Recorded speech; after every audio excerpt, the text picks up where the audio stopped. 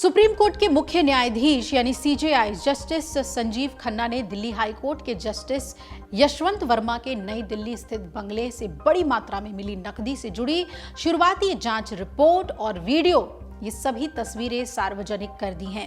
Video में घर के अंदर जले हुए नोटों के बंडल दिखाई दे रहे हैं और पुलिस के मुताबिक घर से 4-5 अधजली बोरियों में ये अधजले नोट मिले थे।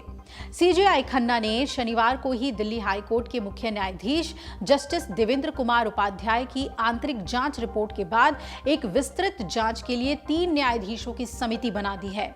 साथ ही जस्टिस उपाध्याय को कहा है कि जस्टिस वर्मा को कोई न्यायिक कार्य न सौंपा जाए।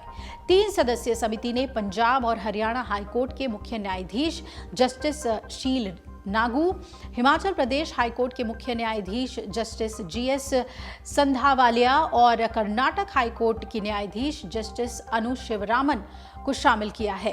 सार्वजनिक वीडियो दिल्ली पुलिस ने शूट किया था और सीजेआई ने जस्टिस वर्मा का जवाब भी सार्वजनिक किया है।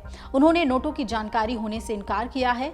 अब गौरतलब यह है कि जस्टिस वर्मा के दिल्ली स्थित सरकारी आवास पर 14 मार्च को होली की रात आग लगी थी, जिसे बुझाने के लिए फायर ब्रिगेड की टीम पहुंची और उसी दौरान एक कमरे में भारी नकदी मिली।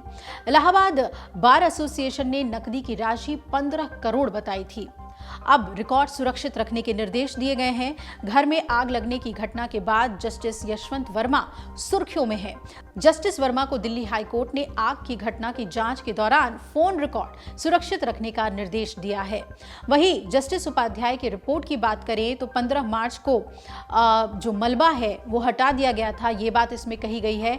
और जस्टिस उपाध्याय की रिपोर्ट के मुताबिक दिल्ली पुलिस आयुक्त संजय अरोड़ा ने बताया कि जस्टिस वर्मा के 30 तुगलक क्रिसेंट नई दिल्ली स्थित कार्यालय के पास स्टोर रूम में 14 मार्च की रात लगभग 11:30 बजे आग लगी। सीजेआई के निर्देश पर मैंने पीसीआर कॉल स्रोत और अन्य सूचनाएं मांगी।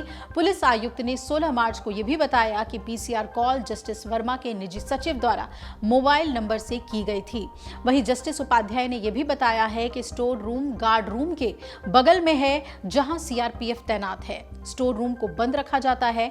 मैंने अपने रजिस्ट्रार सह सचिव को मौके पर भेजा। वो जस्टिस वर्मा के साथ उस कमरे में गए जहां आग लगी थी। वो उनके कार्यालय से सटा हुआ था। रजिस्ट्रार ने रिपोर्ट दी कि कमरा स्टोर रूम के रूप में काम आ रहा था। कमरे में काफी अंधेरा था और दीवारों में दरारें भी आ गई थी। जस्टिस उपाध्याय ने कहा कि 16 मार्च की शाम दिल्ली पहुंचकर मैं तुरंत सीजेआई के पास गया और सारी सूचना दी।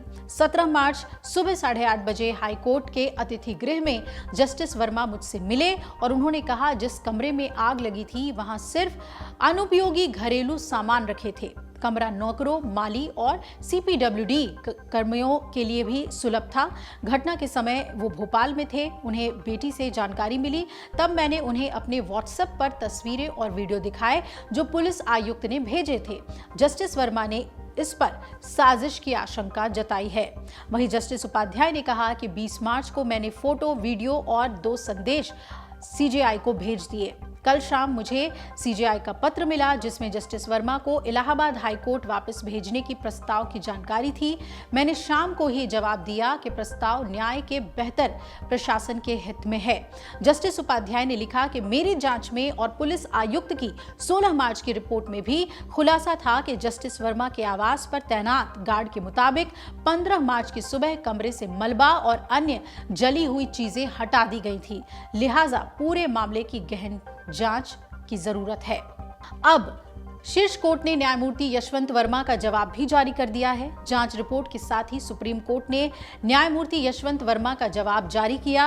अपने जवाब में जस्टिस वर्मा ने आरोपों से इनकार किया है और कहा है कि ये स्पष्ट रूप से उन्हें फंसाने और बदनाम करने की साजिश लगती है। उस स्टोर रूम में उनके या उनके परिवार के किसी सदस्य द्वारा कभी कोई नकदी नहीं रखी गई थी।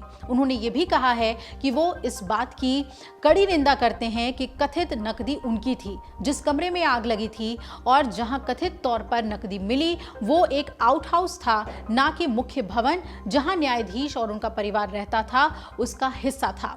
इससे पहले सुप्रीम कोर्ट के मुख्य न्यायाधीश सीजेआई जस्टिस संजीव खन्ना ने दिल्ली हाई कोर्ट के जस्टिस यशवंत वर्मा के खिलाफ लगे आरोपों की जांच के लिए 3 न्यायाधीशों की समिति गठित की है। साथ ही मुख्य न्यायाधीश उपाध्याय को फिलहाल जस्टिस वर्मा को कोई भी न्यायिक कार्य ना सौंपने के लिए भी कह दिया गया है।